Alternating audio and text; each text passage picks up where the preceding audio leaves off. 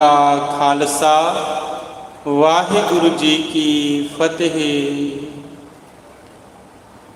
सतगुरु श्री गुरु ग्रंथ साहिब महाराज जी ने कृपा की। भादरों का महीना गुरु भाणे विच गुजर गया। अज असू महीने की प्रारंभता हुई। पातशाह जी ने अमृत वेले तो तखत साहिब पर सुशोभित हुंदे होए दीदार बख्शिश कीते हन।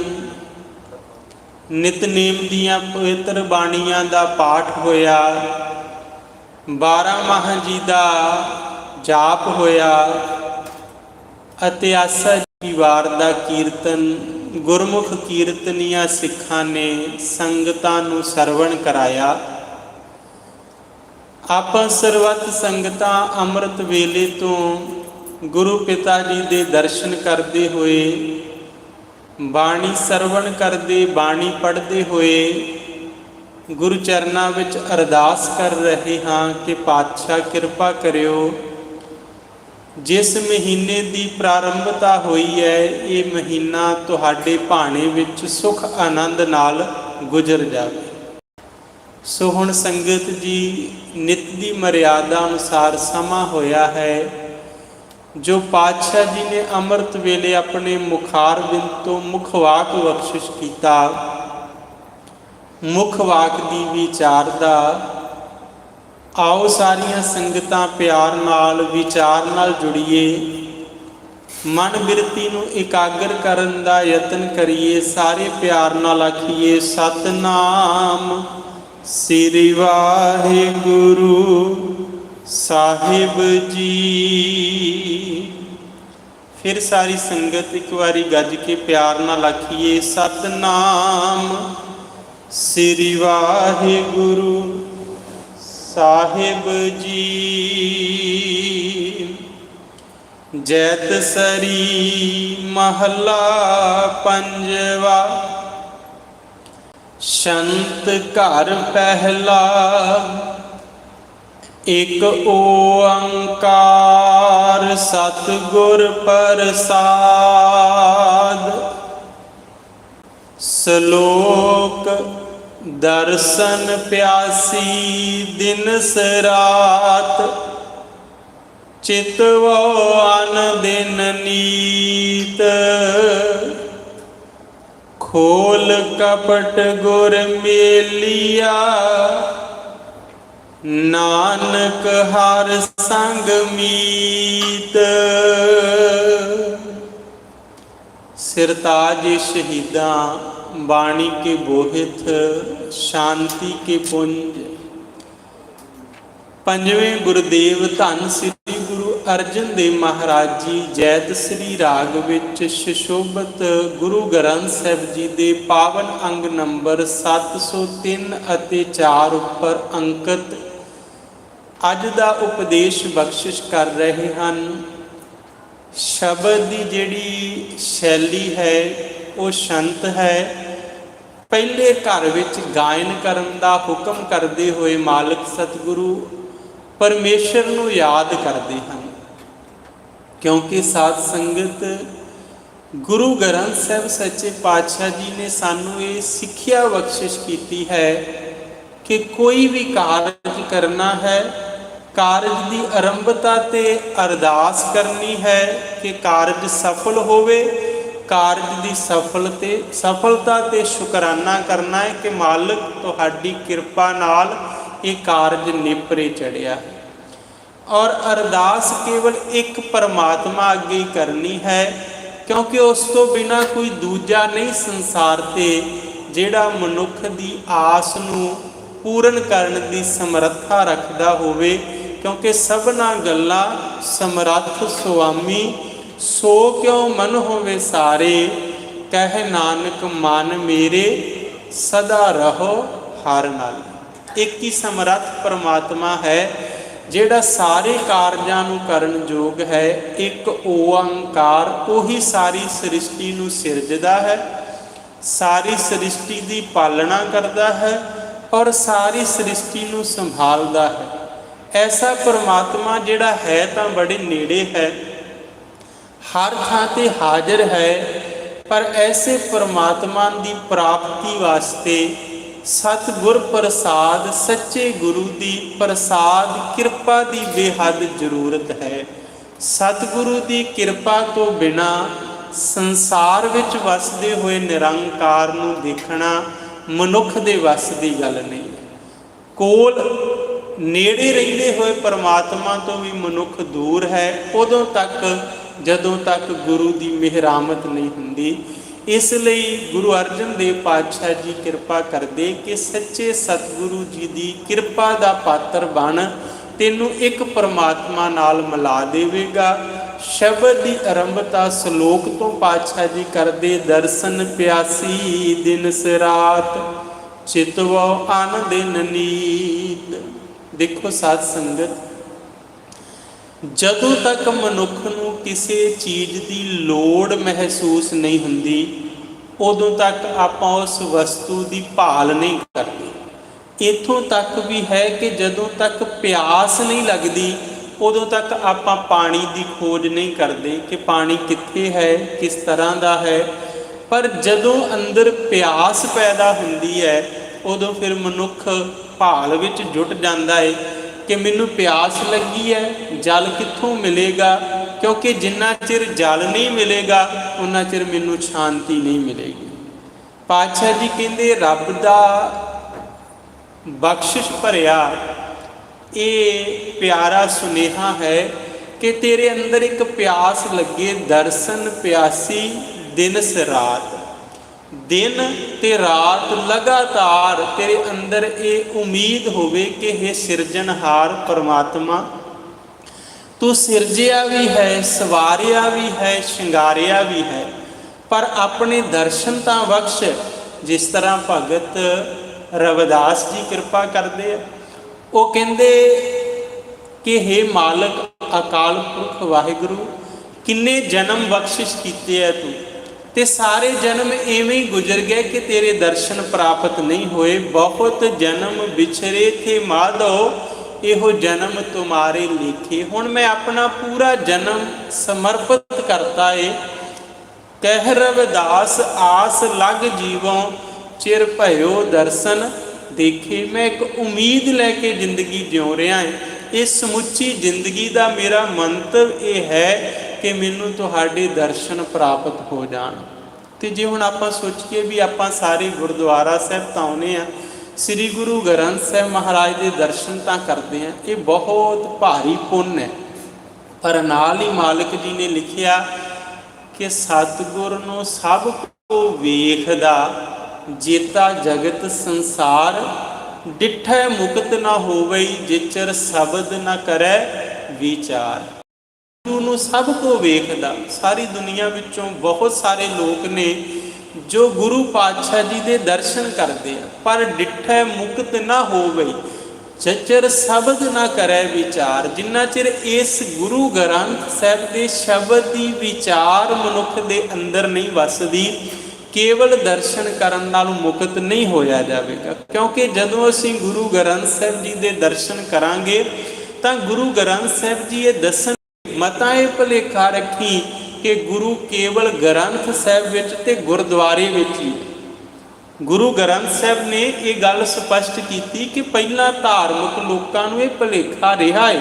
ਕਬੀਰ ਸਾਹਿਬ ਨੇ ਸਪਸ਼ਟ ਕੀਤਾ, ਉਹ ਕਹਿੰਦੇ ਪਹਿਲਾਂ ਧਾਰਮਿਕ ਲੋਕ ਕੀ ਕਹਿੰਦੇ ਸੀ, ਉਹ ਕਹਿੰਦੇ ਸੀ ਰੱਬ ਪਰਮੇਸ਼ਰ ਕੇਵਲ ਤੇ ਕੇਵਲ ਮਸਜਿਦ ਵਿੱਚ ਹੈ ਜਾਂ ਮੰਦਰ ਦੀ ਮੂਰਤ ਵਿੱਚ। ਪਰ ਇਹ ਗੱਲ ਸੱਚੀ ਜ਼ਰੂਰ ਹੈ, ਰੱਬ ਜੀ ਪਰਮੇਸ਼ਰ ਜੀ ਮਸਜਿਦ ਵਿੱਚ ਹਨ, ਮੰਦਰ ਦੀ ਮੂਰਤ ਵਿੱਚ ਵੀ ਹਨ, ਪਰ ਇਹ ਸੰਪੂਰਨ ਸੱਚ ਨਹੀਂ ਹੈ। ਕਹਿੰਦੇ ਜੇਕਰ ਅੱਲੋਹ ਏਕ ਮਸੀਤ ਬਸਤ ਹੈ, ਅਵਰ ਮੁਲਕ ਕਿਸ ਕੇਰਾ, ਹਿੰਦੂ ਮੂਰਤ ਨਾਮ ਅਸੀਂ ਦੋਹ ਮੈਂ ਤਤ ਨਾ ਹੀਰਾ। ਕਹਿੰਦੇ ਜੇ ਇੰਨਾ ਹੀ ਮੰਨ ਕੇ ਚੱਲਾਂਗੇ ਤਾਂ ਬੰਦਾ ਕਦੇ ਗੁਨਾਹਾਂ ਤੋਂ ਬਚ ਨਹੀਂ ਸਕੇਗਾ, ਕਦੇ ਪਾਪਾਂ ਤੋਂ ਮੁਕਤ ਨਹੀਂ ਹੋ ਸਕੇਗਾ। ਕਿਉਂਕਿ ਜਿੰਨਾ ਚਿਰ ਤਾਂ ਉਹ ਧਾਰਮਿਕ ਅਸਥਾਨ ਉੱਪਰ ਹੈ, ਉਨਾ ਚਿਰ ਤਾਂ ਉਹਦੇ ਅੰਦਰ ਡਰ ਬਣਿਆ ਰਹੇਗਾ, ਭੈ ਬਣਿਆ ਰਹੇਗਾ। ਪਰ ਜਦੋਂ ਧਾਰਮਿਕ ਅਸਥਾਨ ਤੋਂ ਬਾਹਰ ਜਾਏਗਾ ਤਾਂ ਉਦੋਂ ਫਿਰ ਉਹਦੇ ਅੰਦਰੋਂ ਇਹ ਡਰ ਮੁੱਕ ਜਾਏਗਾ ਕਿ ਮੈਨੂੰ ਕੋਈ ਵੇਖ ਰਿਹਾ ਹੈ। ਉਦੋਂ ਡਰ ਤੋਂ ਰਹਿਤ ਹੋ ਜਾਏਗਾ ਵੀ ਮੈਨੂੰ ਤੇ ਕੋਈ ਨਹੀਂ ਵੇਖਦਾ। ਜਦੋਂ ਮੈਨੂੰ ਕੋਈ ਨਹੀਂ ਵੇਖਦਾ ਮੈਂ ਜੋ ਮਰਜ਼ੀ ਕਰਾਂ, ਕਿਉਂਕਿ ਮਨੁੱਖ ਦਾ ਜਿਹੜਾ ਮਨ ਹੈ ਨਾ, ਇਹ ਹਮੇਸ਼ਾ ਬੁਰਾਈਆਂ ਵੱਲ ਨੂੰ ਦੌੜਦਾ ਹੈ ਤੇ ਬੁਰਾਈਆਂ ਦੀ ਖਾਈ 'ਚ ਡਿੱਗ ਪਵੇਗਾ।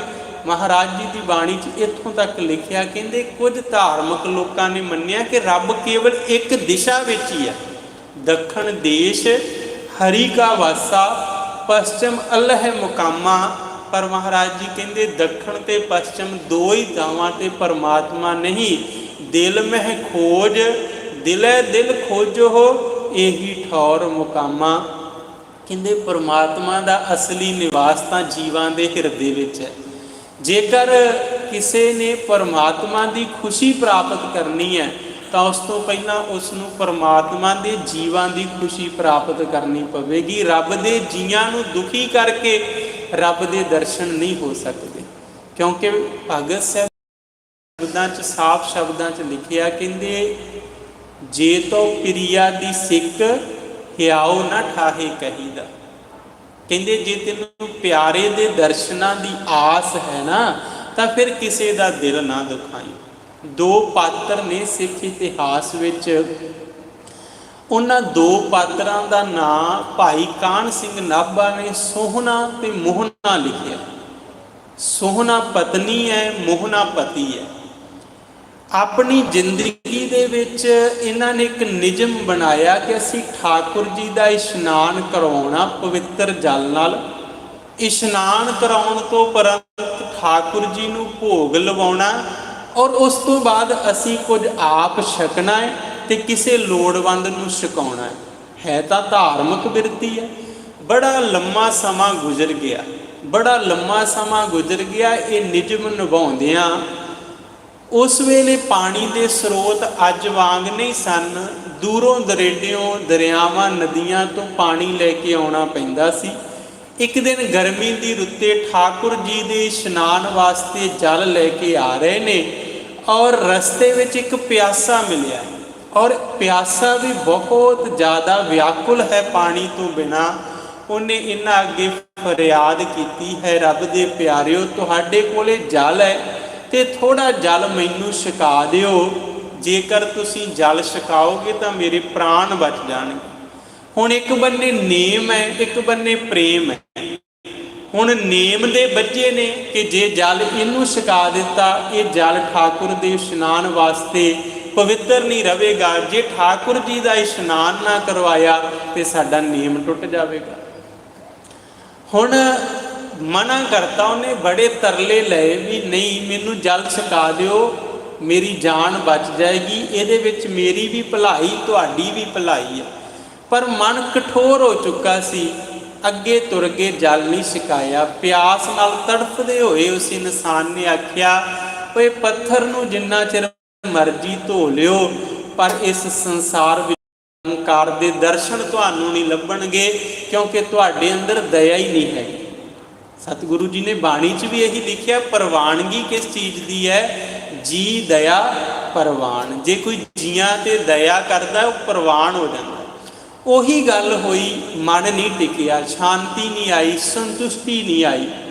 ਮਨ ਇਹੋ ਜਿਹਾ ਉਖੜਿਆ ਕਿ ਬਹੁਤ ਲੰਮਾ ਸਮਾਂ ਭਟਕਦੇ ਰਹੇ ਵੀ ਕਿਤੋਂ ਮਨ ਨੂੰ ਸ਼ਾਂਤੀ ਮਿਲੇ।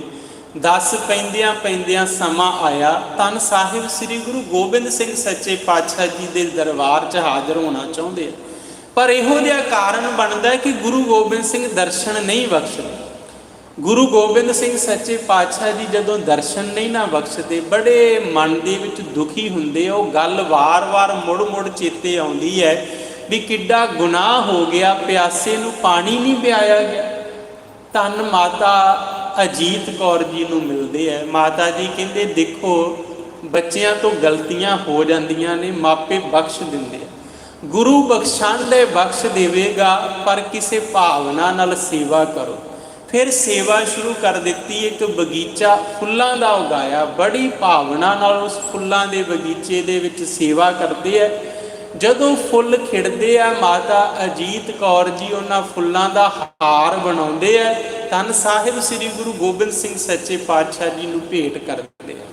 ਬੜਾ ਲੰਮਾ ਸਮਾਂ ਘਾਲਣਾ ਘਾਲੀ, ਗੁਰੂ ਸੰਗਤ ਦੀ ਸੇਵਾ ਕੀਤੀ ਔਰ ਗੁਰੂ ਸੰਗਤ ਦੀ ਸੇਵਾ ਕਰਦਿਆਂ ਕਰਦਿਆਂ ਮਾਤਾ ਜੀ ਦਾ ਮਨ ਪਤੀਜ ਗਿਆ। ਮਾਤਾ ਜੀ ਨੇ ਗੁਰੂ ਗੋਬਿੰਦ ਸਿੰਘ ਅੱਗੇ ਫਰਿਆਦ ਕੀਤੀ, ਮਹਾਰਾਜ ਬਖਸ਼ ਲਓ, ਤੁਸੀਂ ਸਮਰੱਥ ਗੁਰੂ ਹੋ, ਸੁਤ ਖਿਨ ਖਿਨ ਭੂਲ ਬਿਗਾਰ, ਜਗਤ ਪਿਤ ਭਾਵਹਿੰਗੇ। ਬੱਚੇ ਗਲਤੀਆਂ ਕਰਦੇ ਆ, ਤੁਸੀਂ ਬਖਸ਼ਣਹਾਰੋ, ਬਖਸ਼ ਲਓ। ਮਾਤਾ ਜੀ ਦੀ ਬੇਨਤੀ ਤੇ ਮਹਾਰਾਜ ਸੱਚੇ ਪਾਤਸ਼ਾਹ ਜੀ ਨੇ ਇਹਨਾਂ ਨੂੰ ਦਰਸ਼ਨ ਬਖਸ਼ਿਸ਼ ਕੀਤੇ, ਜਿਨ੍ਹਾਂ ਦਾ ਬਾਅਦ ਵਿੱਚ ਇਤਿਹਾਸ ਵਿੱਚ ਬੜਾ ਮਾਣ ਬਣਿਆ।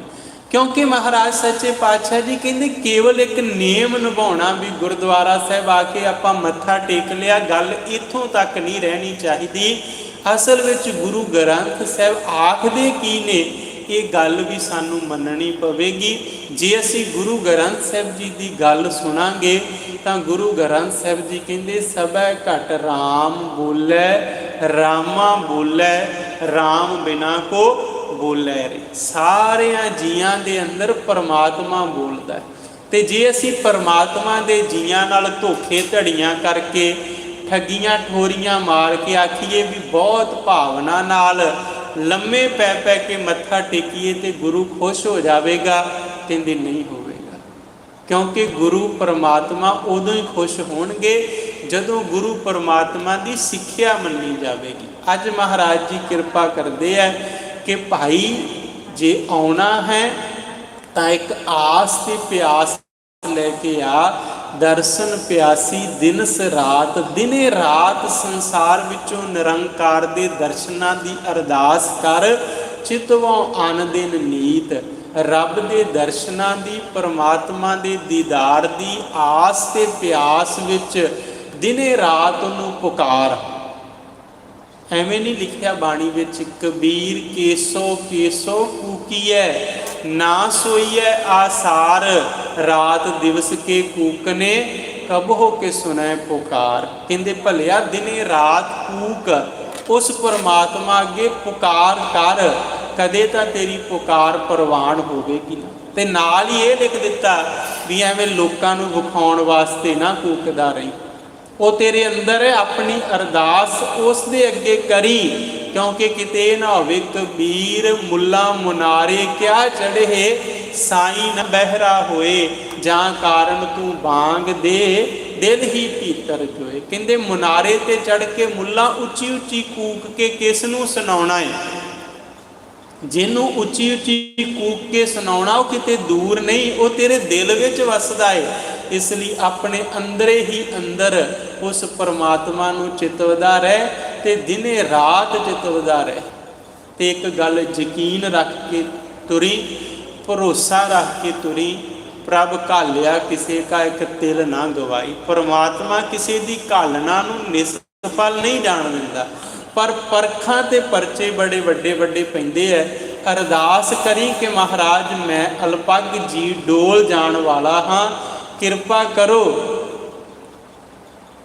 ਮੇਰੇ ਉੱਪਰ ਮਿਹਰ ਕਰੋ। ਡੰਡੌਤ ਬੰਦਨ ਅਨਕ ਬਾਰ, ਸਰਬ ਕਲਾ ਸਮਰੱਥ, ਡੋਲਣ ਤੇ ਰੱਖੋ ਪ੍ਰਭੂ, ਨਾਨਕ ਦੇ ਕਰ ਹੱਥ। ਭਾਵੇਂ ਦੁਨੀਆ ਤੈਨੂੰ ਕੁਛ ਵੀ ਕਵੇ, ਪਰ ਭਰੋਸਾ ਤੇ ਵਿਸ਼ਵਾਸ ਬਣਾ ਕੇ ਰੱਖੀ, ਇੱਕ ਦਿਨ ਗੁਰੂ ਜ਼ਰੂਰ ਬੋੜੇਗਾ। ਕਸ਼ਮੀਰ ਦੇ ਵਿੱਚ ਮਾਤਾ ਭਾਗ ਭਰੀ ਵਸਦੀ, ਉਹਦਾ ਇੱਕ ਨਿਯਮ ਸੀ ਕਿ ਉਹ ਹਰ ਵਰੇ ਮਹਾਰਾਜ ਸੱਚੇ ਪਾਤਸ਼ਾਹ ਲਈ ਹੱਥੀਂ ਰੂੰ ਦਾ ਸੂਤ ਕੱਤਦੀ, ਸੂਤ ਕੱਤ ਕੇ ਉਹਦਾ ਬਸਤਰ ਬਣਾਉਂਦੀ ਤੇ ਬਸਤਰ ਬਣਾ ਕੇ ਮਹਾਰਾਜ ਸੱਚੇ ਪਾਤਸ਼ਾਹ ਜੀ ਨੂੰ ਭੇਟ ਕਰਨਾ। ਤੇ ਬਾਣੀ ਕਹਿੰਦੀ ਬਾਲ ਜਵਾਨੀ ਅਰ ਬਿਰਧ ਫੁਨ, ਤੀਨ ਅਵਸਥਾ ਜਾਨ। ਸਮੇਂ ਨਾਲ ਬੱਚਾ ਜਵਾਨ ਹੁੰਦਾ ਹੈ ਤੇ ਜਵਾਨ ਬਜ਼ੁਰਗ ਹੋ ਜਾਂਦਾ। ਜਦੋਂ ਬਜ਼ੁਰਗੀ ਆ ਜਾਂਦੀ ਹੈ ਨਾ, ਬਜ਼ੁਰਗੀ ਨੂੰ ਬਾਣੀ ਨੇ ਇੱਕ ਰੋਗ ਆਖਿਆ। ਕਹਿੰਦੇ ਭਾਵੇਂ ਕੋਈ ਵੀ ਰੋਗ ਨਾ ਲੱਗੇ, ਬਜ਼ੁਰਗੀ ਖੁਦ ਹੀ ਆਪਣੇ ਆਪ ਵਿੱਚ ਬੁਢੇਪਾ ਇੱਕ ਰੋਗ ਹੈ। ਜਬ ਲਗ ਜਰਾ ਰੋਗ ਨਹੀਂ ਆਇਆ, ਜਬ ਲੋ ਕਾਲ ਗ੍ਰਸੀ ਨਹੀਂ ਕਾਇਆ, ਜਬ ਲਗ ਬਿਕਲ ਭਈ ਨਹੀਂ ਬਾਣੀ ਭਜ ਲਿਹ ਰੇ ਮਨ ਸਾਰੰਗ ਪਾਣੀ। ਕਹਿੰਦੇ ਬੁਢੇਪਾ ਇੱਕ ਰੋਗ ਹੈ, ਕਿਉਂਕਿ ਬੁਢੇਪੇ ਵਿੱਚ ਸਰੀਰ ਸਾਥ ਛੱਡ ਜਾਂਦਾ ਨਾ। ਜਿਨ੍ਹਾਂ ਸਰੀਰ ਦੇ ਅੰਗਾਂ ਤੇ ਮਨੁੱਖ ਨੂੰ ਬੜਾ ਭਰੋਸਾ ਹੁੰਦਾ, ਹੌਲੀ ਹੌਲੀ ਉਹ ਵੀ ਜਵਾਬ ਦੇ ਜਾਂਦੇ। ਭਗਤ ਸਾਹਿਬ ਜੀ ਕਹਿੰਦੇ ਚੱਲਣ ਰਤਨ ਸੇ ਸੁਣੀਅਰ ਬਹਿ ਗਏ, ਹੇੜੇ ਮੁੱਤੀ ਤਾਹਾ ਸੇ ਜਾਨੀ ਚੱਲ ਗਏ। ਚੱਬਣ ਦੰਦ, ਚੱਲਣ, ਇਹ ਜਿਹੜੀਆਂ ਆਪਣੀਆਂ ਲੱਤਾਂ ਨੇ। ਸੇਖ ਫਰੀਦ ਜੀ ਕਹਿੰਦੇ ਐਵੇਂ ਸਮਾਂ ਨਹੀਂ ਗਵਾਉਣਾ ਚਾਹੀਦਾ, ਸਮੇਂ ਰਹਿੰਦੇ ਤੇ ਹੀ ਮਨੁੱਖ ਨੂੰ ਭਗਤੀ ਭਾਵ ਵਾਲਾ ਜੀਵਨ ਅਪਣਾ ਲੈਣਾ ਚਾਹੀਦਾ ਹੈ, ਕਿਉਂਕਿ ਜਿਹੜੀਆਂ ਲੱਤਾਂ ਅੱਜ ਤੁਰਨ ਦੇ ਕਾਬਲ ਹੈ, ਕੱਲ੍ਹ ਨੂੰ ਇਹਨਾਂ ਨੇ ਜਵਾਬ ਦੇ ਜਾਣਾ। ਫਰੀਦਾ ਇੰਨੀ ਨਿੱਕੀ ਜੰਗੀ ਹੈ, ਥਲ ਡੂਗਰ ਭਵੇ ਓਮ, ਅੱਜ ਫਰੀਦਾ ਕਿਹੜਾ ਸੈ ਕੋਹਾਂ ਥੀਓਮ। ਫਰੀਦ ਸਾਹਿਬ ਕਹਿੰਦੇ ਨਿੱਕੀਆਂ ਜੀਆਂ ਲੱਤਾਂ 2.5 ਫੁੱਟ ਦੀਆਂ, ਤੇ ਬਹੁਤ ਸਫ਼ਰ ਤੈਅ ਕੀਤਾ ਮੈਂ ਜ਼ਿੰਦਗੀ 'ਚ ਇਹਨਾਂ ਨਾਲ। ਹੁਣ ਬੁਢੇਪਾ ਆ ਗਿਆ, ਮਨ ਕਰਦਾ ਹੈ ਕਿ ਨਮਾਜ਼ ਅਦਾ ਕਰਾਂ, ਪਰ ਨਮਾਜ਼ ਅਦਾ ਕਰਨ ਤੋਂ ਪਹਿਲਾਂ ਉਜੂ ਸਾਜਣਾ ਪੈਣਾ, ਹੱਥ ਪੈਰ ਧੋਣੇ ਪੈਣੇ ਆ। ਘੜਾ ਵੀ ਪਾਣੀ ਦਾ ਕੋਲ ਹੀ ਪਿਆ ਹੈ, ਪਰ ਸਰੀਰ ਇੰਨਾ ਕਮਜ਼ੋਰ ਪੈ ਗਿਆ ਕਿ ਹੁਣ ਘੜੇ ਤੱਕ ਵੀ ਪਹੁੰਚਿਆ ਨਹੀਂ ਜਾ ਰਿਹਾ। ਇਉਂ ਲੱਗਦਾ ਘੜਾ 100 ਕੋਹਾਂ 'ਤੇ ਪਿਆ ਹੈ। ਪਹਿਲਾਂ 100 ਕੋਹਾਂ ਦਾ ਸਫ਼ਰ ਐਂ ਲੱਗਦਾ ਸੀ ਵੀ ਆਪਾਂ ਤੇ ਬਹੁਤ ਛੇਤੀ ਪਹੁੰਚ ਜਾਣਾ। ਕਹਿੰਦੇ ਸਮਾਂ ਗੁਜ਼ਰ ਗਿਆ, ਚੱਬਣ ਚੱਲਣ ਰਤਨ, ਅੱਖਾਂ ਦੀ ਜੋਤ ਘਟ ਗਈ ਆ। ਸੇ ਸੁਣੀਅਰ ਬਹਿ ਗਏ, ਕੰਨਾਂ ਦੀ ਜਿਹੜੀ ਸੁਣਨ ਸ਼ਕਤੀ ਉਹ ਵੀ ਕਮਜ਼ੋਰ ਪੈ ਗਈ। ਹੇੜੇ ਮੁੱਤੀ ਤਾਹ ਸੇ ਜਾਨੀ ਚੱਲ ਗਏ। ਜਿਸ ਮੁਖ ਵਿੱਚੋਂ ਬੜੀ ਸੋਹਣੀ ਆਵਾਜ਼ ਨਿਕਲਦੀ ਸੀ, ਹੁਣ ਬੋਲ ਖਿੜਕਣ ਲੱਗ ਪਏ। ਜਨਮ ਤੋਂ ਲੈ ਕੇ ਜਿਨ੍ਹਾਂ ਸਰੀਰ ਦੇ ਅੰਗਾਂ ਨੂੰ ਉਹ ਮਿੱਤਰ ਵੀ ਜਵਾਬ ਦੇ ਗਏ। ਬੁਢੇਪਾ ਆ ਗਿਆ। ਮਾਈ ਭਾਗ ਭਰੀ ਨੇ ਹੁਣ ਚੋਲਾ ਤੇ ਤਿਆਰ ਕਰ ਲਿਆ, ਪਰ ਹੁਣ ਪਹੁੰਚ ਨਹੀਂ ਸਕਦੀ ਕਿ ਮੈਂ ਸਤਿਗੁਰੂ ਜੀ ਦੇ ਦਰਸ਼ਨਾਂ ਲਈ ਪਹੁੰਚ, ਪਰ ਅਰਦਾਸ ਕਰਦੀ ਹੈ। ਦਰਸ਼ਨ ਪਿਆਸੀ ਦਿਨਸ ਰਾਤ, ਚਿਤਵੋਂ ਆਨ ਦਿਨ ਨੀਤ। ਵੇਖੋ ਜਿਹੜੇ ਬੱਚੇ ਲਾਇਕ ਹੁੰਦੇ ਆ ਨਾ, ਲਾਇਕ, ਉਹ ਕਦੇ ਕਦਾਈ ਕਿਸੇ ਮਜਬੂਰੀ ਕਰਕੇ ਗੈਰ ਹਾਜ਼ਰ ਹੋ ਜਾਣ, ਅਧਿਆਪਕ ਉਹਨਾਂ ਦੀ ਗੈਰ ਹਾਜ਼ਰੀ ਨੂੰ ਵੀ ਹਾਜ਼ਰੀ 'ਚ ਬਦਲ ਦਿੰਦੇ, ਕਿਉਂਕਿ ਉਹ ਲਾਇਕ ਨੇ। ਅਧਿਆਪਕ ਨੂੰ ਪਤਾ ਇਹਨਾਂ ਦੀ ਗੈਰ ਹਾਜ਼ਰੀ ਇਹਨਾਂ ਦੀ ਮਜਬੂਰੀ ਹੈ, ਪਰ ਜਿਹੜੇ ਲਾਪਰਵਾਹ ਬੱਚੇ ਬਿਨਾਂ ਮਜਬੂਰੀ ਤੋਂ ਹੀ ਛੁੱਟੀਆਂ ਕਰਨ, ਫਿਰ ਅਧਿਆਪਕ ਦੀ ਖੁਸ਼ੀ ਨਹੀਂ ਰਹਿੰਦੀ ਉਹਨਾਂ 'ਤੇ। ਮਾਤਾ ਜੀ ਦੀ ਹਾਜ਼ਰੀ ਹੁੰਦੀ ਸੀ, ਉਹ ਹਰ ਵਰੇ ਆਉਂਦੇ ਸਨ, ਪਰ ਹੁਣ ਸਰੀਰ ਕਮਜ਼ੋਰ ਪੈ ਗਿਆ। ਪਰ ਦਰਸ਼ਨਾਂ ਦੀ ਆਸ ਹੈ, ਦਰਸ਼ਨ ਦੇਖ ਜੀਵਾਂ ਗੁਰ ਤੇਰਾ, ਪੂਰਨ ਕਰਮ ਹੋਏ ਪ੍ਰਭ ਮੇਰਾ। ਇਹ ਬੇਨੰਤੀ ਸੁਣ ਪ੍ਰਭ ਮੇਰੇ, ਦੇਹ ਨਾਮ ਕਰ ਆਪਣੇ ਚੇਰੇ। ਤੇ ਸ੍ਰੀ ਅੰਮ੍ਰਿਤਸਰ ਸਾਹਿਬ ਤੋਂ ਧੰਨ ਸ੍ਰੀ ਗੁਰੂ ਹਰਗੋਬਿੰਦ ਸਾਹਿਬ ਜੀ ਪਹੁੰਚ ਗਏ। ਮਾਈ ਭਾਗ ਭਰੀ ਦੇ ਦਰਵਾਜ਼ੇ ਤੇ ਪਹੁੰਚੇ ਤੇ ਆਵਾਜ਼ ਦਿੱਤੀ, ਮਾਂ ਮੈਂ ਆ ਗਿਆ। ਤੇ ਅੱਖਾਂ ਦੇ ਜਿਹੜੇ ਪਲਕਾਂ ਦੇ ਉੱਪਰ ਕੇਸ ਸੀ ਉਹ ਵੀ ਲੰਮੇ ਹੋ ਚੁੱਕੇ ਸੀ, ਬੁਢੇਪੇ ਕਰਕੇ ਪਲਕਾਂ ਵੀ ਢਿੱਲੀਆਂ ਪੈ ਗਈਆਂ। ਪਰ ਜਦੋਂ ਹੱਥ ਨਾਲ ਪਲਕਾਂ ਉੱਪਰ ਕਰਕੇ ਦੀਦਾਰ ਕੀਤੇ ਤਾਂ ਤਨ ਮਨ ਹੋਏ ਨਿਹਾਲ, ਜਾਂ ਗੁਰ ਦੇਖਾਂ ਸਾਹਮਣੇ। ਗੁਰੂ ਪਾਤਸ਼ਾਹ ਜੀ ਨੇ ਦਰਸ਼ਨ ਬਖਸ਼ੇ, ਤਨ ਮਨ ਕਰਕੇ ਮਾਤਾ ਭਾਗ ਭਰੀ ਨਿਹਾਲ ਹੋ ਗਈ। ਗੁਰੂ ਪਾਤਸ਼ਾਹ ਜੀ ਨੂੰ ਖਿੱਚ ਪਾਈ ਪ੍ਰੇਮ ਦੀ, ਦਿਨੇ ਤੇ ਰਾਤ ਪੁਕਾਰਿਆ, ਰਾਤ ਦਿਵਸ ਕੇ ਕੂਕਨੇ ਕਬਹੋਂ ਕੇ ਸੁਣੈ ਪੁਕਾਰ। ਦਿਨੇ ਰਾਤ ਦੀ ਕੂਕ ਤੂੰ ਪ੍ਰਵਾਨ ਕਰਦਿਆਂ ਮਹਾਰਾਜ ਨੇ ਪੁਕਾਰ ਸੁਣ ਲਈ। ਖੋਲ ਕਪਟ ਗੁਰ ਮੇਲੀਆ, ਨਾਨਕ ਹਰ ਸੰਗ ਮੀਤ। ਜਦੋਂ ਦਿਨੇ ਰਾਤ ਅਰਦਾਸ ਕੀਤੀ ਜਾਂਦੀ ਹੈ ਤਾਂ ਖੋਲ ਕਪਟ ਗੁਰ ਮੇਲੀਆ। ਸਾਡੇ ਮਨ ਵਿੱਚ ਇੱਕ ਭਰਮ ਪਿਆ ਹੋਇਆ ਹੈ, ਭੁਲੇਖਾ ਪਿਆ ਹੈ ਕਿ ਪਰਮਾਤਮਾ ਕਿਤੇ ਬਾਹਰ ਹੈ। ਦਰਵਾਜ਼ਾ ਬੰਦ ਹੋਵੇ, ਅੰਦਰ ਕੀ ਹੈ ਬਾਹਰ ਵਾਲੇ ਬੰਦੇ ਨੂੰ ਪਤਾ ਨਹੀਂ ਲੱਗਦਾ, ਪਰ ਦਰਵਾਜ਼ਾ ਖੋਲ੍ਹ ਦਿੱਤਾ ਜਾਵੇ, ਬਾਹਰ ਵਾਲੇ ਇਨਸਾਨ ਨੂੰ ਪਤਾ ਲੱਗ ਜਾਂਦਾ ਹੈ ਅੰਦਰ ਕੀ ਹੈ। ਹੁਣ ਇਹ ਜਿਹੜਾ ਭਰਮ ਦਾ ਦਰਵਾਜ਼ਾ, ਖੋਲ ਕਪਟ ਗੁਰ ਮੇਲੀਆ, ਗੁਰੂ ਮਹਾਰਾਜ ਨੇ ਕਿਰਪਾ ਕੀਤੀ, ਉਹ ਦਰਵਾਜ਼ਾ ਖੁੱਲ੍ਹ ਗਿਆ, ਭਰਮ ਖਤਮ ਹੋ ਗਿਆ, ਧਰਮ ਨੇ ਜਨਮ ਲੈ ਲਿਆ। ਤੇ ਉਸ ਅਕਾਲ ਪੁਰਖ ਵਾਹਿਗੁਰੂ ਨੂੰ ਜਿਹਨੂੰ ਕਦੇ ਦੂਰ ਸੁਣੀਦਾ ਸੀ, ਉਹ ਪਰਮਾਤਮਾ ਦੇ ਦਰਸ਼ਨ ਅੰਦਰੋਂ ਹੀ ਹੋ ਗਏ। ਤੇ ਜਦੋਂ ਅੰਦਰੋਂ ਹੀ ਪਰਮਾਤਮਾ ਦਿਸ ਪਿਆ, ਫਿਰ ਸਾਰੇ ਸੰਸਾਰ ਵਿੱਚ ਵੀ ਪਰਮਾਤਮਾ ਦਿਸਿਆ। ਤੇ ਫਿਰ ਮਨ ਦੀ ਅਵਸਥਾ ਕੀ ਬਣੀ, ਬਿਸਰ ਗਈ ਸਭ ਤਾਤ ਪਰਾਈ, ਸਾਧ ਸੰਗਤ ਜਬ ਤੇ ਮੋਹਿ ਪਾਈ, ਨਾ ਕੋ ਬੈਰੀ ਨਹੀਂ ਬੇਗਾਨਾ, ਸਗਲ ਸੰਗ ਹਮ ਕੋ बन आई। परमात्मा के दर्शन होए तो भावना ये बन गई कोई दुश्मन है ही नहीं, कोई बेगाना है ही नहीं, सारे परमात्मा के रूप ने। भावें आनंदपुर साहिब ते हमलावर हो के आए सी, पर भाई कन्हैया जी की भावना सी कोई दुश्मन है ही नहीं, सारियां विच गुरु गोबिंद सिंह ही वसदा है, क्योंकि गुरु की रहमत हो गई। अंदरों जिहड़े भुलेखे सी वो खत्म हो गए। अगे महाराज जी संत उचारण करते हैं, किरपा करते, सुन यार हमारे सज्जन एक करो बेनंतिया। दो तरह नाल शब्द आया है गुरु ग्रंथ साहिब विच, एक जजे नाल जार, एक यईए नाल यार। जिथे भी परमात्मा नूं संबोधित होके ये शब्द आया उत्थे यईए नाल आया, जिथे दुनियादारी दे मतलबी लोकां नाल संबोधित होके आया उत्थे ये जजे नाल आया। इत्थे शब्द आया यईए नाल, सुन यार हमारे सज्जन एक करो बेनंती। देखो प्यारिओ, संसार के बहुत सारे धार्मिक लोगों ने मनुखता विच ते अपने विच बहुत अंतर करके रखे। धन साहिब श्री गुरु नानक देव सच्चे पातशाह जी ने दूरियां मिटाइयां। भगत साहिब जी, भगत कबीर जी लिखते, कहते असी ते बड़ी अजीब स्थिति विच फसे सी, सानू साडे धार्मिक आगू कहते सी तुसीं गावां जे ते असीं तुहाडे गवाले आ। कहते हुण समझ आई भी सानू ते पशु ही बना रखिया उन्होंने। भगत कबीर साहब ने बाणी च लिखिया, हम गोरू तुम ग्वार गुसाई जन्म जन्म रखवारे, कब हो न पार चराए उतार हो कैसे खसम हमारे।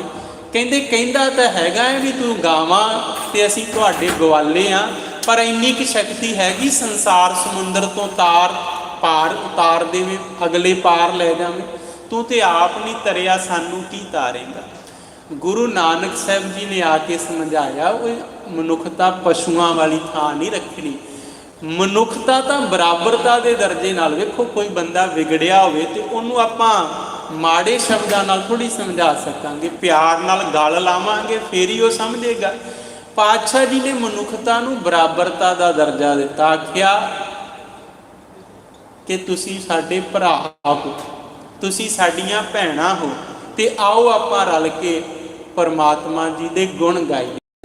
साहिब सिमरो मेरे भाई हो सबना एहो पैणा। ये महाराज गुरु नानक साहब ने लिखा। तो भाई तो बराबरता का दर्जा हुंदा, जे भैणां सोचन भी भाइयों नूं तां महाराज संबोधित होए, साडे बारे की किया, तो महाराज कहंदे आवो भैणे गल मिल है अंक सहेलड़ियां, मिल के करहे कहानियां समरथ कंत की। उत्थे ये नहीं कहा भी तुसीं मेरियां भैणां ते मैं तुहाडा भरा आ, उत्थे महाराज ने कहा आओ भैणों आपां सारियां सहेलियां आ, आपां जीव रूप इस्त्रियां, सच्चे पति अकाल पुरख की सिफत करिए। तो ये तो वध होर कोई मान हो सकता है कि निरंकार आप सानू अपने भैणां ते भरा बना रहा होवे। पर अफसोस है, दुख है इस गल का, जिस गुरु ने इन्ना मान बख्शिया होवे, रुलदियां होयां नूं चुक के पातशाहियां बख्शियां होण, मनुखता फिर भी उस गुरु तो बेमुख हो रही होवे। सब छड्ड के लोग मंगतियां कोलों मंगण जाण, मंगता की देवेगा। जिसदा साहिब नंगा भुखा होवे ते इसदा नफर कित्थों रज खाए, जिहदा मालक ही नंग होवे वो अपने दासरियां नूं सेवकां नूं की बख्शेगा। साडा ते गुरु दाता है, एडा वड्डा दाता है। सतगुरु गुरु ग्रंथ साहिब की बाणी विच लिखिया, सतगुर मेरा सबस का दाता, सतगुर मेरा पुरख बेदाता। सबस का दाता जिन्हें कुछ लुकाया ही ना होवे। वेखो बंदा होर तां कुछ वंड सकदा, पर अपना तन नहीं ना वंडिया जा सकदा। अणहोंदा आप वंडाए, जो नहीं भी वंडिया जा सकदा सी, गुरु महाराज ने अपना तन तक भी मनुखता तो निछावर कर दिता। इहो जिहा गुरु सानू अपने भैणां ते भरा बना रहा है। अकाल पुरख अगे अरदास करन दी सुमत बख्श रहा है। सुन यार हमारे सज्जन, हे अकाल पुरख तू सच्चा सज्जन। जब सज्जन ठग कोल गुरु नानक साहब गए ना, तो महाराज सच्चे पातशाह ने आख्या भाई सज्जन है तो सज्जन बन के जीव। सज्जन की परिभाषा की हुंदी, उज्जल कैहा चिलकना, घोटम कालड़ी मस, धोतियां जूठ ना उतरे, जे सो धोवा तिस, ਸੱਜਣ ਸੇਈ ਨਾਲ ਮੈਂ ਚੱਲਦਿਆਂ ਨਾਲ ਚਲਨ, ਜਿੱਥੈ ਲੇਖਾ ਮੰਗੀਐ ਤਿੱਥੈ ਖੜੈ ਦਿਸਨ। ਸੱਜਣ ਤਾਂ ਉਹ ਆ ਜਿਹੜਾ ਲੇਖਾ ਦੇਣ ਵੇਲੇ ਵੀ ਨਾਲ ਹੋਵੇ। ਤੇ ਤੂੰ ਕਿਹੋ ਜਿਹਾ ਸੱਜਣ ਹੈ, ਰਾਤ ਕੱਟਣ ਆਇਆ ਨੂੰ ਹੀ ਮਾਰ ਦੇਣਾ, ਠੱਗ ਲੈਣਾ। ਅੰਦਰੋਂ ਮਹਾਰਾਜ ਜੀ ਨੇ ਭੁਲੇਖਾ ਕੱਢ ਦਿੱਤਾ, ਅੰਦਰੋਂ ਪ੍ਰਕਾਸ਼ ਹੋ ਗਿਆ, ਵਾਕਈ ਉਹ ਸੱਜਣ ਮਹਾਂਪੁਰਖ ਬਣ ਗਿਆ। ਤੇ ਗੁਰੂ ਵੀ ਸਾਡਾ ਸੱਜਣ ਹੈ, ਕਿਉਂਕਿ ਜਿੱਥੇ ਆਵਘਟ ਗਲੀਆਂ ਭੀੜੀਆਂ ਤਿੱਥੇ ਹਰ ਹਰ ਮੁਕਤ ਕਰਾਏ। ਜਿੱਥੇ ਉਹ ਭੀੜੀਆਂ ਗਲੀਆਂ 'ਚੋਂ ਜਮਾਂ ਦੀਆਂ ਫਾਹੀਆਂ ਦੇ ਵਿੱਚ ਪਾ ਕੇ ਖਿੱਚ ਕੇ ਲਿਜਾਣਾ ਹੈ ਨਾ ਇਸ ਮਨੁੱਖ ਨੂੰ, ਉੱਥੋਂ ਫਿਰ ਪਰਮਾਤਮਾ ਦੇ ਨਾਮ ਨਹੀਂ ਛਡਾਉਣਾ ਹੈ। ਦੁਨੀਆ ਦੇ ਸੱਜਣ ਤਾਂ ਸਾਰੇ ਜਵਾਬ ਦੇ ਜਾਣਗੇ। ਇਸ ਲਈ ਮਹਾਰਾਜ ਕਹਿੰਦੇ ਮਨੁੱਖਤਾ ਨਾਲ ਪਿਆਰ ਕਰ, ਪਰ ਸੱਚਾ ਸੱਜਣ ਪਰਮਾਤਮਾ ਹੀ ਹੈ, ਉਹਦੇ 'ਤੇ ਭਰੋਸਾ ਰੱਖ, ਉਹਦੇ ਅੱਗੇ ਬੇਨਤੀ ਕਰਨੀ। ਸੁਣ ਯਾਰ ਹਮਾਰੇ ਸੱਜਣ ਇੱਕ ਕਰੋ ਬੇਨੰਤੀਆ। ਇੱਕ ਬੇਨਤੀ ਹੈ, ਤੇ ਬੇਨਤੀ ਕੀ ਹੈ? ਤਿਸ ਮੋਹਨ ਲਾਲ ਪਿਆਰੇ ਹਉ ਫਿਰੋਂ ਖੋ ਜੰਤੀਆ। ਮੈਂ ਭਾਲ ਕਰ ਰਿਹਾ ਕਿ ਮੈਨੂੰ ਪਰਮਾਤਮਾ ਮਿਲ ਜਾਵੇ। ਕੋਈ ਜਨ ਹਰਿਸਿਉ ਦੇਵੈ ਜੋਰ, ਚਰਨ ਗਹੋਂ ਬਕੋਂ ਸੁਭ ਰਸਨਾ, ਦੀਜਹਿ ਪ੍ਰਾਨ ਅਕੋਰ। ਕੋਈ ਮੈਨੂੰ ਵਿਛੜੇ ਹੋਏ ਨੂੰ ਅਕਾਲ ਪੁਰਖ ਨਾਲ ਮਿਲਾ ਦੇਵੇ, ਕਿਉਂਕਿ ਵਿਛੋੜਾ ਵੀ ਇੱਕ ਬਹੁਤ ਵੱਡਾ ਅਨੁਭਵ ਹੈ। ਇਉਂ ਬਾਣੀ ਵਿੱਚ ਲਿਖਿਆ ਹੈ। ਬਾਦਸ਼ਾਹ ਜੀ ਕਹਿੰਦੇ ਭਲਿਓ, ਜੇ ਵਿਛੋੜਾ ਵੀ ਸਰੀਰ ਵਿੱਚ ਨਹੀਂ ਉਪਜਦਾ ਤਾਂ ਇਹ ਸਰੀਰ ਪ੍ਰਵਾਨ ਨਹੀਂ ਹੁੰਦਾ। ਬਿਰਹਾ ਬਿਰਹਾ ਆਖੀਐ ਬਿਰਹਾ ਤੂੰ ਸੁਲਤਾਨ, ਜਿਤ ਤਨ ਬਿਰਹੋ ਨਾ ਉਪਜੈ ਸੋ ਤਨ ਜਾਣ ਮਸਾਨ। ਜਿਸ ਬੰਦੇ ਦੇ ਅੰਦਰ ਅਹਿਸਾਸ ਨਹੀਂ ਹੋਇਆ ਕਿ ਮੈਂ ਰੱਬ ਨਾਲ ਵਿਛੜਿਆ, ਉਹ ਸ਼ਮਸ਼ਾਨ ਘਾਟ ਦੀ ਧਰਤੀ ਵਰਗਾ ਜੀਵਨ ਹੈ, ਵਿਰਾਨ ਜੀਵਨ ਹੈ। ਤੇ ਫਿਰ ਭਗਤ ਜੀ ਕਹਿੰਦੇ ਜਦੋਂ ਇਹ ਵਿਛੋੜੇ ਦਾ ਦੁੱਖ ਉਪਜ ਪੈਂਦਾ ਹੈ, ਫਿਰ ਇਹ ਬਹੁਤ ਮਨੁੱਖ ਨੂੰ ਦੁਖੀ ਕਰਦਾ ਹੈ ਕਿ ਹੁਣ ਲੱਭ ਜਿਹਦੇ ਤੋਂ ਵਿਛੜਿਆ ਹੈ। ਬਿਰਹੋਂ ਕੋਈ ਅੰਗਮ ਮਨ ਬਸੈ, ਮੰਤ ਨਾ ਮਾਨੈ ਕੋਏ, ਰਾਮ ਵਿਯੋਗੀ ਨਾ ਜੀਐ, ਜੀਐ ਤਾਂ ਬੌਰਾ ਹੋਏ। ਰੱਬ ਨਾਲੋਂ ਟੁੱਟਿਆ ਹੋਇਆ ਬੰਦਾ ਜਦੋਂ ਮਹਿਸੂਸ ਕਰ ਲੈਂਦਾ ਕਿ ਮੈਂ ਵਿਛੜਿਆ ਹੈ, ਫਿਰ ਜਿਵੇਂ ਸੱਪ ਡੰਗ ਮਾਰਦਾ ਨੇ, ਇਉਂ ਉਹਦੇ ਅੰਦਰ ਵਿਛੋੜਾ ਡੰਗ ਮਾਰਦਾ ਕਿ ਲੱਭ। ਤੇ ਫਿਰ ਲੱਭਣ ਵਾਸਤੇ ਕੀ ਹੁੰਦਾ? ਬਾਬਲ ਹੋਈ ਸੋ ਸਹੁ ਲੋਰੋਂ, ਕਮਲਿਆਂ ਵਾਂਗ ਮੈਂ ਰੱਬ ਨੂੰ ਲੱਭਦਾ ਫਿਰਦਾ। ਤੇ ਇੱਥੇ ਮਹਾਰਾਜ ਕਹਿੰਦੇ ਤਿਸ ਮੋਹਨ ਲਾਲ ਪਿਆਰੇ ਹਉ ਫਿਰੋਂ ਖੋ ਜੰਤੀ ਆ। ਜਦੋਂ ਘਰ 'ਚ ਕੋਈ ਚੀਜ਼ ਦੀ ਲੋੜ ਹੋਵੇ ਤਾਂ ਲੱਭੇ ਨਾ, ਆਪਾਂ ਨੂੰ ਛੇਤੀ ਹੋਵੇ ਤੇ ਆਪਾਂ ਕਮਲਿਆਂ ਤਰ੍ਹਾਂ ਇੱਧਰ ਉੱਧਰ ਹੱਥ ਮਾਰਦੇ ਹਾਂ। ਫਿਰ ਘਰ ਦੇ ਸਿਆਣੇ ਕਹਿੰਦੇ ਧੀਰਜ ਨਾਲ, ਠਰਮੇ ਨਾਲ ਦੇਖ, ਕਿਤੇ ਦੂਰ ਨਹੀਂ ਹੈ। ਘਰ ਦੀ ਵਸਤੂ ਘਰ ਵਿੱਚ ਹੀ ਹੈ, ਇਹਨੂੰ ਲੱਭ ਲਾਂਗੇ, ਪਰ ਇਹਨੂੰ ਤਾਂ ਲੱਭਿਆ ਜਾਵੇਗਾ ਜੇ ਠਰਮੇ ਵਿੱਚ ਧੀਰਜ ਵਿੱਚ ਆਓਗੇ ਤਾਂ। ਕਾਹਲੇਪਣ 'ਚ ਨਹੀਂ। ਮਹਾਰਾਜ ਕਹਿੰਦੇ ਮੈਂ ਉਸ ਮੋਹਨ ਲਾਲ ਪਿਆਰੇ ਨੂੰ ਖੋਜ ਰਿਹਾ ਹਾਂ। ਤੇ ਬਾਣੀ ਕਹਿੰਦੀ ਹਰ ਕਾ ਬਿਲੋਵ ਨਾ ਬਿਲੋਵ ਮੇਰੇ ਭਾਈ, ਸਹਿਜ ਬਿਲੋਵ ਜੈਸੇ ਤਤ ਨਾ ਜਾਈ। ਸਹਿਜੇ ਸਹਿਜੇ ਉਹਨੂੰ ਲੱਭ, ਉਹਦੇ ਅੱਗੇ ਅਰਦਾਸ ਕਰ, ਉਹ ਤੈਨੂੰ ਜ਼ਰੂਰ ਮਿਲੇਗਾ। ਜਦੋਂ ਤੂੰ ਉਹਨੂੰ ਲੱਭਣ ਲੱਗ ਪਏ ਤੂੰ ਆਪੇ ਹੀ ਆ ਜਾਣਾ। ਹੁਣ ਭਾਈ ਲਾਲੋ ਜੀ ਦਾ ਜੀਵਨ ਦੇਖ ਲਓ। ਭਾਈ ਲਾਲੋ ਜੀ ਅੰਦਰ ਤਾਂਘ ਹੈ ਕਿ ਪਰਮਾਤਮਾ ਦੇ ਦੀਦਾਰ ਹੋਣ। ਆਪਣੀ ਸੱਚੀ ਸੁੱਚੀ ਕਿਰਤ ਵਿੱਚ, ਰੱਬ ਦੀ ਕੀਰਤ ਵਿੱਚ ਜੁੜੇ ਹੋਏ ਨੇ। ਤੇ ਪਹਿਲੀ ਉਦਾਸੀ ਵੇਲੇ ਹੀ ਗੁਰੂ ਨਾਨਕ ਸਾਹਿਬ ਨੇ ਆਣ ਦਰਵਾਜ਼ਾ ਖੜਕਾਇਆ। ਭਾਈ ਜੀ, ਜਦੋਂ ਭਾਈ ਜੀ ਕਿਹਾ ਤੇ ਭਾਈ ਲਾਲੋ ਜੀ ਹੈਰਾਨ ਹੋ ਗਏ ਵੀ ਮੈਨੂੰ ਤਾਂ ਲੋਕ ਓਏ ਕਹਿ ਕੇ ਆਵਾਜ਼ ਮਾਰਦੇ, ਭਾਈ ਜੀ ਕਹਿਣ ਵਾਲਾ ਕੌਣ ਆ ਗਿਆ? ਤੇ ਜਦੋਂ ਮਹਾਰਾਜ ਜੀ ਨੇ ਆਵਾਜ਼ ਦਿੱਤੀ, ਭਾਈ ਲਾਲੋ ਜੀ ਨੇ ਦਰਵਾਜ਼ਾ ਖੋਲ੍ਹਿਆ। ਪਹਿਲਾਂ ਨਹੀਂ ਮਿਲੇ, ਨਹੀਂ ਚਿਹਰੇ ਤੋਂ ਜਾਣੂ, ਪਰ ਦਰਸ਼ਨ ਕਰਦਿਆਂ ਹੀ ਭਾਈ ਲਾਲੋ ਜੀ ਦੇ ਅੰਦਰ ਇਹੋ ਜਿਹੀ ਭਾਵਨਾ ਬਣੀ, ਮਨ ਕੀਤਾ ਮੱਥਾ ਟੇਕਾਂ। ਮੱਥਾ ਟੇਕਣ ਲੱਗੇ, ਚਰਨਾਂ 'ਤੇ ਝੁਕਦਿਆਂ ਨੂੰ ਗੁਰੂ ਨਾਨਕ ਸਾਹਿਬ ਨੇ ਬਾਹੋਂ ਫੜ ਕੇ ਗਲ ਨਾਲ ਲਾ ਲਿਆ ਤੇ ਆਖਿਆ, ਭਾਈ ਸਾਹਿਬ ਜੀ ਤੁਹਾਡੀ ਥਾਂ ਚਰਨਾਂ 'ਚ ਨਹੀਂ, ਤੁਹਾਡੀ ਥਾਂ ਤਾਂ ਮੇਰੇ ਦਿਲ ਅੰਦਰ ਹੈ। ਦਰਸ਼ਨ ਬਖਸ਼ੇ, ਘਰ ਜਾ ਕੇ ਬਖਸ਼ੇ। 22 ਦਿਨ ਮਹਾਰਾਜ ਨੇ ਨਿਵਾਸ ਕੀਤਾ। ਇੱਕ ਵਾਰੀ ਨਹੀਂ, 2 ਵਾਰੀ ਨਹੀਂ, 4 ਵਾਰੀ ਭਾਈ ਲਾਲੋ ਜੀ ਦੇ ਘਰ ਗਏ। 7 ਮਹੀਨੇ ਮੁਕੰਮਲ ਗੁਰੂ ਨਾਨਕ ਸਾਹਿਬ ਨੇ ਨਿਵਾਸ ਬਖਸ਼ਿਆ ਤੇ 7 ਵਾਰੀ ਗੁਰੂ ਗ੍ਰੰਥ ਸਾਹਿਬ ਵਿੱਚ ਨਾਂ ਲਿਖ ਦਿੱਤਾ। ਕਿਉਂਕਿ ਮਹਾਰਾਜ ਸੱਚੇ ਪਾਤਸ਼ਾਹ ਨੂੰ ਕੋਈ ਭਾਵਨਾ ਨਾਲ ਖੋਜੇ। ਖੋਜਣ ਦਾ ਮਤਲਬ ਇਹ ਨਹੀਂ ਕਿ ਜੰਗਲਾਂ ਵਿੱਚ ਚਲੇ ਜਾਣਾ ਵੀ ਇੱਥੋਂ ਰੱਬ ਲੱਭਣਾ। ਉਹਨਾਂ ਜੰਗਲਾਂ 'ਚ ਗਿਆਨ ਨੂੰ ਮੁੜ ਕੇ ਲਿਆਂਦਾ ਮਹਾਰਾਜ ਨੇ। ਕਹਿੰਦੇ ਰੱਬ ਕਿਤੇ ਇਕੱਲਾ ਜੰਗਲਾਂ 'ਚ ਥੋੜ੍ਹੀ ਰਹਿੰਦਾ, ਇਹੋ ਜਗ ਸੱਚੇ ਕੀ ਹੈ ਕੋਠੜੀ, ਸੱਚੇ ਕਾ ਵਿੱਚ ਵਾਸ। ਸਾਰੇ ਜਗਤ ਵਿੱਚ ਉਹ ਜਗਤ ਦਾ ਮਾਲਕ ਵਸਿਆ ਹੈ। ਆਓ ਮੁੜੋ ਘਰਾਂ ਵੱਲ ਨੂੰ, ਤੇ ਆਪਣੇ ਘਰਾਂ ਵਿੱਚ ਰਹਿ ਕੇ ਆਪਣੀ ਕਿਰਤ ਕਰਦਿਆਂ ਉਸ ਕਰਤੇ ਦੀ ਖੋਜ ਕਰੋ।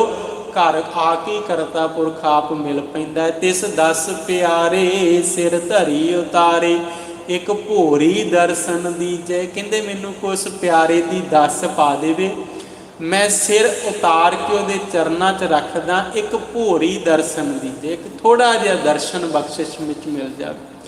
ਉਹਦੀ ਰਹਿਮਤ ਦੀ ਨਿਗਾਹ ਥੋੜੀ ਜਿਹੀ ਵੀ ਮਿਲ ਜੇ ਨਾ, ਕਿਰਪਾ ਕਟਾਖ ਅਵਲੋਕਨ ਕੀਨੋ ਦਾਸ ਕਾ ਦੁੱਖ ਬੇਦਾਰਿਓ। ਮਿਹਰਾਮਤ ਦੀ ਤਾਂ ਤਿਰਛੀ ਜੀ ਨਿਗਾਹ ਨਾਲ ਵੀ ਰੱਬ ਤੱਕ ਲਵੇ ਤਾਂ ਸਾਰੇ ਦੁੱਖ ਮੁੱਕ ਜਾਣੇ ਆ। ਨੈਣ ਹਮਾਰੇ ਪ੍ਰੇ ਰੰਗ ਰੰਗਾਰੇ, ਇੱਕ ਤਿਲ ਭੀ ਨਾ ਧੀਰੀਜੈ। ਜਦੋਂ ਇੱਕ ਭੋਰੀਕ ਦਰਸ਼ਨ ਵੀ ਮਿਲ ਗਏ ਨਾ, ਨੈਣ ਹਮਾਰੇ, ਮੇਰੇ ਨੈਣ ਮੇਰੇ ਨੇਤਰ, ਪ੍ਰੇ ਰੰਗ ਰੰਗਾਰੇ, ਪਰਮਾਤਮਾ ਦੇ ਨਾਮ ਰੰਗ ਵਿੱਚ ਰੰਗੇ ਗਏ।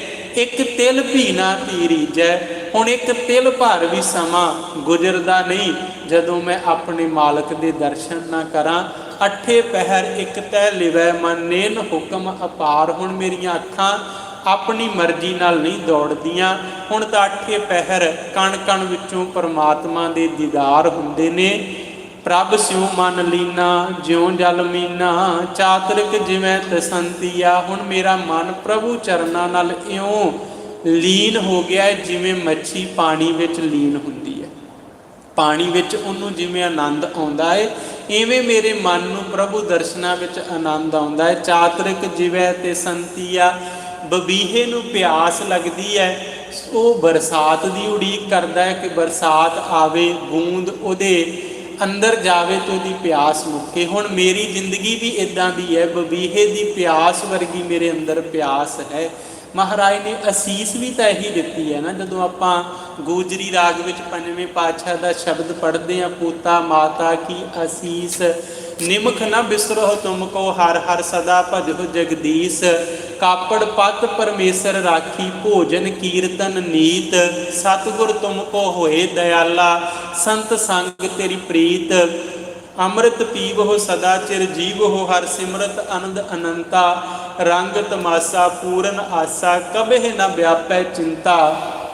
ਭਵਰ ਤੁਮਾਰਾ ਇਹ ਮਨ ਹੋਵਹਿ, ਹਰ ਚਰਣਾ ਹੋ ਕੋਲਾ। ਨਾਨਕ ਦਾਸ ਉਨ ਸੰਗ ਲਪਟਾਇਓ, ਜਿਉ ਬੂੰਦ ਹੈ ਚਾਤਰਿਕ ਮੌਲਾ।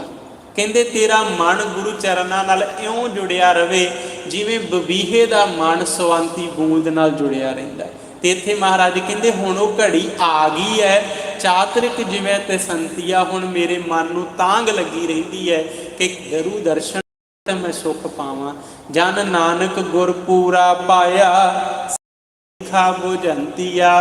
ਕਹਿੰਦੇ ਮਿਹਰਾਮਤ ਹੋਈ, ਪੂਰਾ ਗੁਰੂ ਮਿਲਿਆ ਤੇ ਸਾਰੀ ਤਰ੍ਹਾਂ ਦੀ ਤਿਖਾ ਪਿਆਸ, ਸਾਰੀ ਤਰ੍ਹਾਂ ਦੀਆਂ ਭੁੱਖਾਂ ਜਿਹੜੀਆਂ ਸੀ ਉਹ ਖਤਮ ਹੋ ਗਈਆਂ। ਸਾਚਾ ਨਾਮ ਮੇਰਾ ਆਧਾਰੋ, ਸਾਚ ਨਾਮ ਆਧਾਰ ਮੇਰਾ। ਜਿਨ ਭੁੱਖਾਂ ਸਭ ਗਵਾਈਆਂ, ਕਰ ਸ਼ਾਂਤ ਸੁਖ ਮਨ ਆਏ ਵਸਿਆ। ਜਿਨ ਇੱਛਾ ਸਭ ਕੋ ਜਾਈਆਂ, ਸਦਾ ਕੁਰਬਾਨ ਕੀਤਾ ਗੁਰੂ ਵਿਟੋ, ਜਿਸ ਦੀਆਂ ਇਹ ਵਡਿਆਈਆਂ। ਕਹਿ ਨਾਨਕ ਸੁਣੋ ਸੰਤੋ, ਸ਼ਬਦ ਧਰੋ ਪਿਆਰੋ, ਸਾਚਾ ਨਾਮ ਮੇਰਾ ਆਧਾਰ। ਪ੍ਰਭੂ ਪਰਮਾਤਮਾ ਤੇਰੇ ਨਾਮ ਨੇ ਨਿਵਾਸ ਕਰ ਲਿਆ, ਸਾਰੀਆਂ ਭੁੱਖਾਂ ਮੁੱਕ ਗਈਆਂ, ਮਨ ਸ਼ਾਂਤੀ ਵਿੱਚ ਆ ਗਿਆ। ਮਹਾਰਾਜ ਕਹਿੰਦੇ ਜਨ ਨਾਨਕ ਗੁਰ ਪੂਰਾ ਪਾਇਆ। ਇਹ ਗੁਰੂ ਦੀਆਂ ਵਡਿਆਈਆਂ ਨੇ, ਕਿਰਪਾ ਕੀਤੀ ਸਗਲੀ ਤਿਖਾ ਬੁਝੰਤੀਆ। ਸਾਰੀਆਂ ਤਿਖਾ ਜਿਹੜੀਆਂ ਪਿਆਸਾਂ ਸੀ ਉਹ ਖਤਮ ਹੋ ਗਈਆਂ। ਇਹ ਆਪਾਂ ਸੰਤ ਦੀ ਇੱਕ ਪੌੜੀ ਦੀ ਵਿਚਾਰ ਸਾਂਝੀ ਕੀਤੀ ਹੈ। ਹੁਣ ਜਿਹੜਾ ਅਗਲੇਰਾ ਦੀਵਾਨ ਹੋਵੇਗਾ ਉਸ ਵਿੱਚ ਆਪਾਂ ਜੋ ਅੱਜ ਮਹਾਰਾਜ ਜੀ ਨੇ ਕਿਰਪਾ ਕੀਤੀ, ਅੱਸੂ ਦੇ ਮਹੀਨੇ ਦੀ ਪ੍ਰਾਰੰਭਤਾ ਹੋਈ।